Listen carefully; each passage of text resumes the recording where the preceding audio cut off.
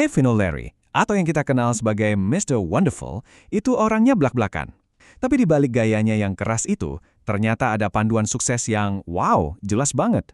Nah, kali ini kita akan bedah aturan-aturan mainnya yang paling fundamental yang dia bagikan dalam sebuah wawancara. Aturan yang udah membentuk karirnya selama puluhan tahun. Ceritanya itu dimulai dari permen karet. Serius. Jadi di hari pertama kerja di toko es krim, Kevin O'Leary disuruh bersihin permen karet di lantai. Dia nolak. Dan apa yang terjadi? Langsung dipecat. Momen yang kelihatannya memalukan ini justru jadi pelajaran terbesar dalam hidupnya. Dari situ muncul satu pertanyaan fundamental. Kamu ini tipe orang yang punya toko, atau tipe orang yang ngebersihin lantainya? Oke, jadi ini dia 5 pilar dari panduan O'Leary yang bakal kita kupas tuntas. Pertama, pengikis atau pemilik.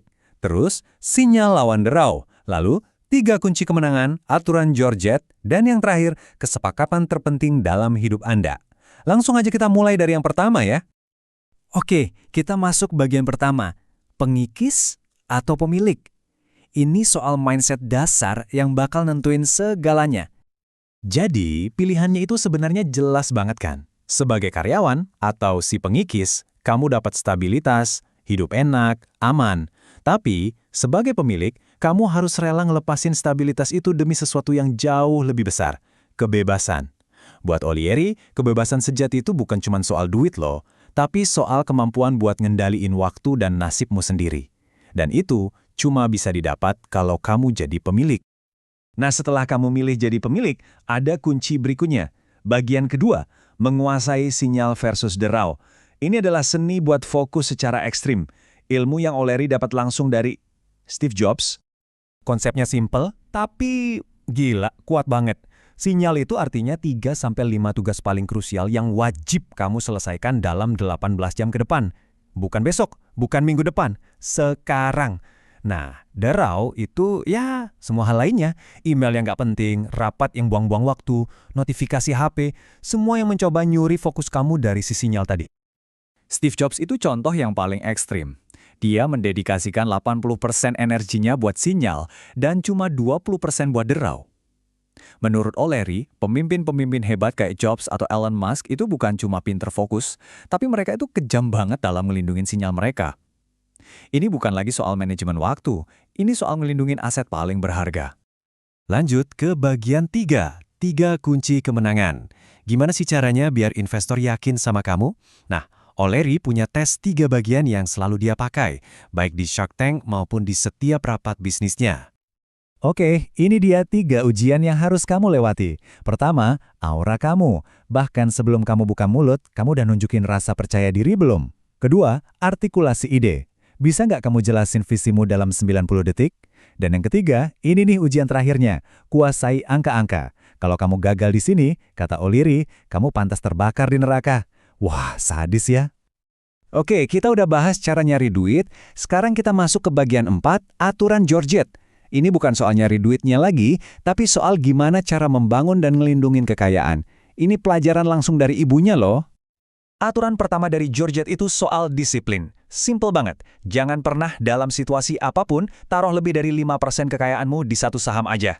Anggap aja ini sabuk pengamanmu. Mau seberapa yakin pun kamu sama saham itu, aturan ini ngelindungin kamu dari kehancuran total.